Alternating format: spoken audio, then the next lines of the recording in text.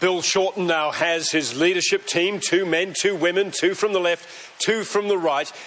We might have expected a bit more flamboyance in the fight had Anthony Albanese won the leadership contest. He didn't, as we know. We'll get a little less of that from Bill Shorten. He says relentless negativity is not the Labor Party way, but he is digging in for a big fight over carbon policy.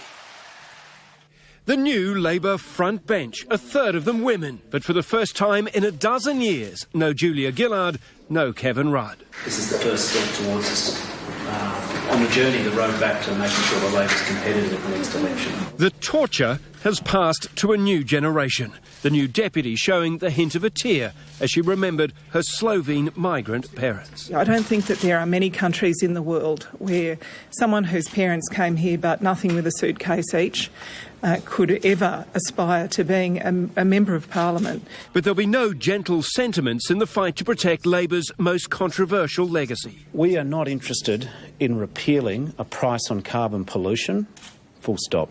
They've learnt nothing, they're thumbing their nose, and they have a contempt for the Australian public. The government will move to repeal the carbon price as its first parliamentary act and insists a double dissolution election remains a threat if the Senate stands in the way. We will not stop until the carbon tax is repealed.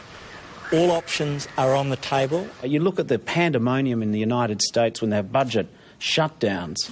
Nations can't afford political games. They might have a new leader, but they've got all the old policies which caused them to be rejected by the people. The clash will come in mid-November. Parliament will resume, I'm told, on November the 12th, with 4 weeks of parliamentary sittings, including 1 week of Senate estimates before Christmas.